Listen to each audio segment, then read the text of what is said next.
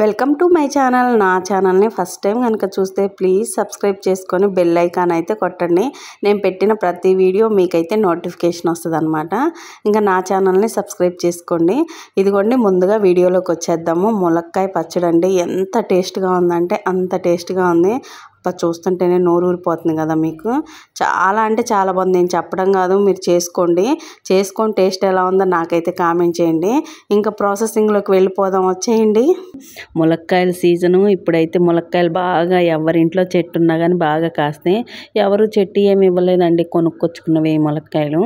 కాకపోతే కొంచెం లావుగా కండగల్లకాయ చూసి తెచ్చుకోవాలన్నమాట. మరీ సన్నగా ఉంటే పచ్చడికి లోపల మనకి ఆ కండ లేకపోతే బాగుండదు అనమాట. మరీ సన్నకాయల కన్నా కూడా ఇలా కొంచెం కండున్న కాయలు తెచ్చుకోండి.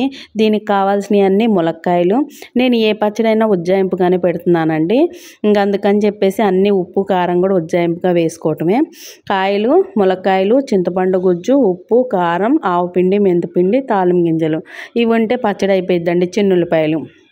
ఇంకా చూడండి, రెడీ చేసేసుకుందాం. చక్కగా ములక్కాయలు శుభ్రంగా తడిగుడ్డతో తుడిసి ఆరబెట్టుకొని చక్కగా కట్ చేసుకొని మనం ఆయిల్లో, మరీ డీప్ ఫ్రై అంటే కొంచెం ఆయిల్లో కొంచెం వేపుకోవాలి. ఇదిగో నేను వీడియోలో చూపించినట్టుగా వేపుకోండి.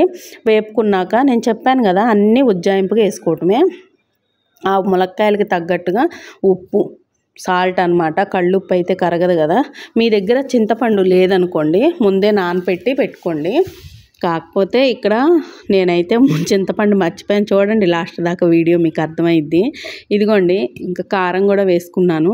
కారం కూడా వేసుకున్నాక ఆవాలు, మెంతులు చక్కగా పట్టుకొని అప్పటికప్పుడు వేసాను. ఎంత సువాసన వస్తుందో. పచ్చడి చేస్తుంటే అండి తినేయాలనిపించింది, అంత టేస్ట్గా ఉందన్నమాట. ఇంకా అసలు నాకు ఇదిగోండి చిన్నులపాయలు చక్కగా దంచి వేసాను. దానిపైన ఇప్పుడు ఇదంతా ఎందుకు కలపలేదంటే, తాలింపు పెట్టి ఆ చిన్నులపాయ మీద ఆ వేడి వేడి తాలింపు వేసామనుకోండి, ఆ స్మెల్ సూపర్ ఉంటుందండి. అందుకని చెప్పేసి కలపలేదు. ఇక్కడ ఒకటి మర్చిపోయాను అన్నాను కదా, చింతపండు వేయటం మర్చిపోయాను కదండి. అది మర్చిపోయి లాస్ట్లో గుర్తొచ్చి వేసాను అనమాట. ఇంకా దీనికైతే పోపు రెడీ చేసేసుకుంటున్నాను. ఏం లేదండి, పచ్చెనపప్పు, మినప్పప్పు, ఆవాలు, జీలకర్ర, కరివేపాకు వేసేసుకొని అదిగోండి ఆ వెల్లుల్లిపాయలు దంచి వేసిన దాని మీద వేస్తే ఇంకా అసలు మొత్తం తిప్పుకోవటమే. ఇప్పుడు మొత్తం తిప్పాక గుర్తొచ్చింది చింతపండు నాకైతే. మీరు ముందే వేసేసుకొని తిప్పుకోండి. నేను మర్చిపోయాను కదా అని చెప్పేసి మీరు కూడా ఆ టైంలో వేయొద్దు. తాలింపు పెట్టే ముందే వేసేసుకొని చక్కగా ఇప్పుడు తిప్పేసుకోవచ్చు.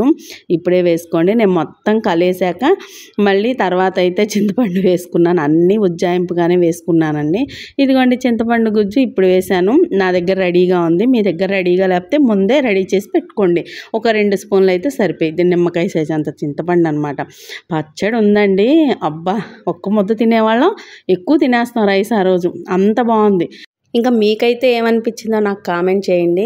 మీరు కూడా ఒక్కసారి ట్రై చేసి ఎలా వచ్చిందో తప్పకుండా నాకైతే కామెంట్లో చెప్పేసేయండి అనమాట.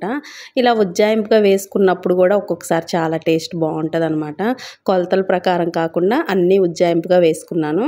ఇంకో వీడియోతో మీ ముందుకు వస్తా. ప్లీజ్ సబ్స్క్రైబ్ అండి. Thank you.